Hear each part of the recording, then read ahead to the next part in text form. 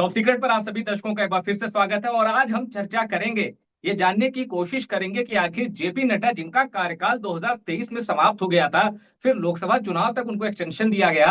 अब क्या है कि जेपी नड्डा ही राष्ट्रीय अध्यक्ष बने, उनकी जगह किसी नए नाम का फैसला नहीं हो पा रहा है। मेरे साथ इस चर्चा में जुड़ गए हैं अभिषेक उपाध्याय जी।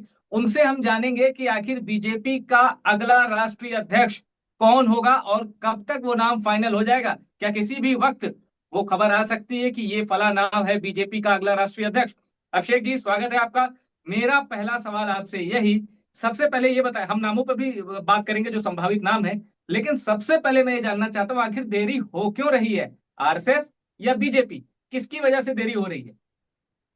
ये सवाल मधुर बहुत ही प्रासंगिक है कि देरी क्यों हो रही है, क्योंकि अगर आप पहला सवाल ये करते कि कौन अध्यक्ष बनने जा रहा है तो मैं आपको सीधा जवाब देता कि दो के अलावा किसी तीसरे को नहीं पता है कि कौन अध्यक्ष होने जा रहा है।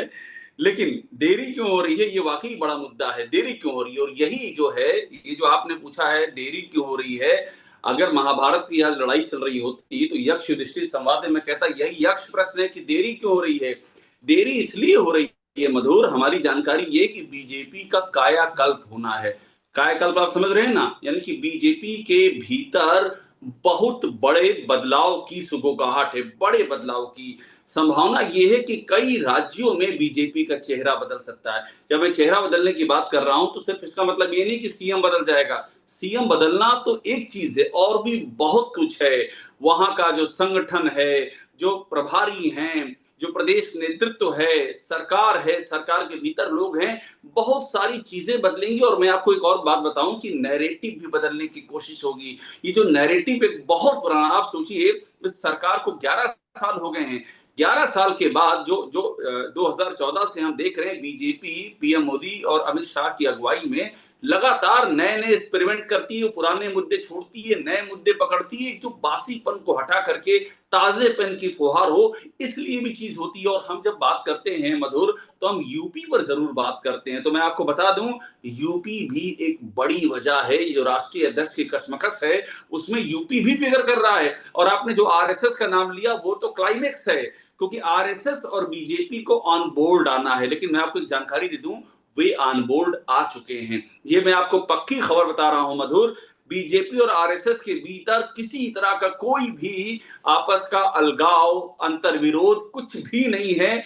दे आर ऑन बोर्ड, यानी कि आप जान लीजिए कि जो भी बीजेपी का अगला राष्ट्रीय अध्यक्ष होगा उस पर आरएसएस और बीजेपी का मतलब आप ये समझ लीजिए कि बीजेपी की जो टॉप लीडरशिप है, टॉप 2, सब ऑन बोर्ड है, सबकी सहमति है। और एक बात मैं आपको ये भी बता दूं, वो शक्ल भी फाइनल हो चुकी है, वो चेहरा भी फाइनल हो चुका है। सवाल मत पूछिएगा वो चेहरा कौन है, क्योंकि मैं सीधा कहूंगा कि आप पूछेंगे वो चेहरा कौन है, मैं बोलूंगा कि अभिषेक उपाध्याय मौन है। वो मुमकिन नहीं है कि कोई नाम बता दे, लेकिन हाँ उस पर चर्चा कर सकते हैं कि कौन हो सकता है और कौन नहीं हो सकता है। मधुर, यहाँ दो चीजें बड़ी दिलचस्प आपने कही, वो मेरे अंदर भी उससे सवाल उठा।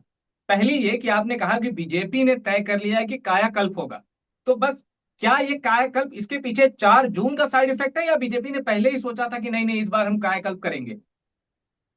4 जून का ही साइड इफेक्ट है। देखिए, पहले से सोच करके इतने लंबा दूरी नहीं तय की जाती है कि राजनीति में 1.5-2 साल बाद हम सोचें कि ये बदलाव कर देंगे। ये नैरेटिव्स में होता है, जो मैंने आपको नैरेटिव कहा कि ये तय होता है कि वक्त कानून कब लाना है, एक देश एक इलेक्शन का माहौल कब तक बनाना है, कब पारित करवाना है, महिला आरक्षण का जो कानून है वो कब इंप्लीमेंट होगा, जाति जनगणना को हम कब लाएंगे। इन सब चीजों का एक एक लेखा जोखा होता है। लेकिन ये जो मसला है बीजेपी में आमूलचूल बदलाव का मसला, इसकी एक बड़ी वजह है ये 4 जून।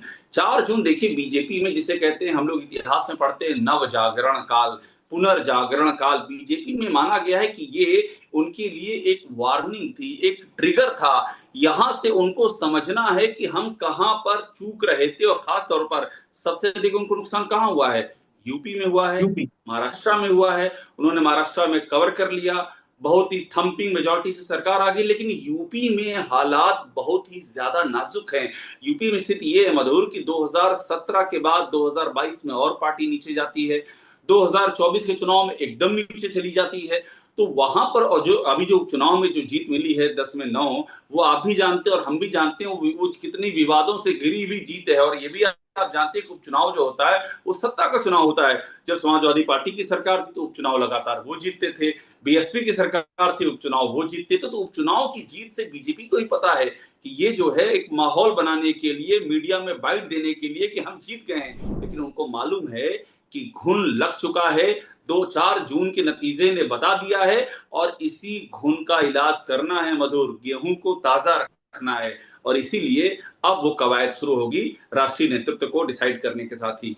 जी। अच्छा, यहाँ आपने जब शुरुआत कर रहे थे आप, तो आपने कहा कि वो अगला बीजेपी अध्यक्ष कौन होगा ये सिर्फ 2 लोगों को पता है। जाहिर तौर पर आपका इशारा नरेंद्र मोदी और उनके सबसे बड़े राजनीतिक पार्टनर अमित शाह की ओर है। लेकिन आपने मोहन भागवत को कैसे अलग कर दिया? क्या मोहन भागवत को भी नहीं पता कि अगला राष्ट्रीय अध्यक्ष कौन होगा? मैंने बीजेपी में 2 लोगों की बात कही थी मधुर, बीजेपी के भीतर 2 लोगों की बात कह रहा हूं मैं। जाहिर सी बात है मोहन भागवत को 100% उनसे बगैर सहमत की तो हो ही नहीं सकता है। मैं फिर से इसे और एक्सप्लेन कर दूं, अच्छा कि आपने पूछ लिया कि बीजेपी के भीतर 2 को पता होगा, ये मैं एकदम बता रहा हूं। ये जो भी दावा करता है कि हमारे सोर्सेज बता रहे हैं, आप मान लीजिए वो या तो शेख चिल्ली की कहानियां पढ़ करके आया है या उसने कोई जातक कथाएं पढ़ ली हैं बौद्धकालीन और वो यहाँ ज्ञान दे रहा है। 2 को पता है बीजेपी में और आरएसएस की टॉप लीडरशिप को बिल्कुल पता होगा, क्योंकि ये मैंने आपको एक बात और कही, आप ध्यान दीजिए कि ये सहमति बन चुकी है, आरएसएस और बीजेपी ऑन बोर्ड हैं। अब सवाल ये है कि फिर सहमति में इतना देरी क्यों हो गई? देरी जो हुई है उसके पीछे कई सारी वजह हैं। 2024 का जो नतीजा आया है और जिस तरह से उसके बाद के हालात हुए हैं, बीजेपी खुद बैसाखी पे आ गई है। सरकार टीडीपी और जेडीयू की बैसाखी पर ही सरकार चल रही है, चिराग पासवान की भी एक बैसाखी लगी हुई है। तो ऐसी सरकार को स्टेबल करना और ये मैसेज देना कि हम कमजोर नहीं हुए हैं, जो वक्फ बिल है मधुर, ये इसी मैसेज को देने के लिए है। ये जो वन नेशन वन इलेक्शन को पुश कर रहे हैं वो इसी मैसेज को देने के लिए पुश कर रहे हैं कि ये लगातार ये मैसेज दिया जा रहा है। और बीच में ये ऑपरेशन सिंदूर, उसके बाद जातीय जनगणना, आप ये समझ लीजिए कि बीजेपी ये शतरंज के खिलाड़ी, आपने जो कहानी पढ़ी होगी मुंशी प्रेमचंद की, तो ये शतरंज के खिलाड़ी वाली चालें चली जा रही हैं कि कब कौन सा मोहरा कहां पर चलना है। और अल्टीमेट ऑब्जेक्टिव तो यही है कि देखिए 2029 में 2024 की गलतियों को दुरुस्त करना है, जो बीजेपी का कोर एजेंडा है। और ये सारा जो चक्रव्यूह आप देख रहे हैं उसके लक्ष्य उसका वही है। जी। जब हम कई वायरल मीडिया रिपोर्ट्स का निचोड़ निकालते हैं तो हम ये देखते हैं कि भूपेंद्र यादव और धर्मेंद्र प्रधान, ये 2 नाम आते हैं कि भाई ये दोनों नाम ही, इन्हीं में से कोई एक होगा बीजेपी का राष्ट्रीय अध्यक्ष। और अगर यस मैन वाली बात आती है तो उसमें जो संघ का भी फेवरेट है, जो बीजेपी के जो टॉप 2 हैं उनका फेवरेट है, वो नाम आता है मनोहर लाल खट्टर। अब इसमें महिला राष्ट्रीय अध्यक्ष की बहस इसलिए खत्म हो जाती है क्योंकि दिल्ली में वो प्रयोग हो चुका है। तो आपको लगता है कि जो मैंने 3 नाम लिए हैं इनमें से होगा, या फिर मोदी शाह की जोड़ी एक बार फिर चौंकाएगी या चौंका सकती है? देखिए तीनों ही नाम बड़े ही लॉजिकल नाम हैं, इसलिए इनके नाम चल रहे हैं। देखिए मीडिया में क्या चल रहा है मैं आपको एक बात बता दूं, मीडिया में जो भी नाम चल रहे हैं मधुर, वो किसी सोर्सेस के मुताबिक नहीं चल रहे हैं, वो चल रहे हैं लॉजिक से। लोग लॉजिक लगा रहे हैं कि लॉजिक में देखिए कौन फिट होता है। उसमें ये 3 नाम चल रहे हैं, उसमें शिवराज सिंह चौहान का भी नाम चल रहा है उस लॉजिक में जोड़ करके। बहुत लोगों ने केशव मौर्य का नाम भी चला दिया है, आप देखेंगे तो उनका नाम भी चल गया है कि केशव मौर्य हो सकते हैं अगले राष्ट्रीय अध्यक्ष, क्योंकि लोग लॉजिक देख रहे हैं। भूपेंद्र यादव में भी लॉजिक है, बैकवर्ड का लॉजिक है, उनकी जो करीबी है टॉप 1 टॉप 2 से उसका लॉजिक है, संघ से भी कोई समस्या नहीं उसका लॉजिक है। धर्मेंद्र प्रधान का मामला देख लीजिए, जिस तरह से वो पीएम मोदी और अमित शाह के एकदम ट्रस्टेड राइट हैंड की तरह काम करते आ रहे हैं, वो लॉजिक है।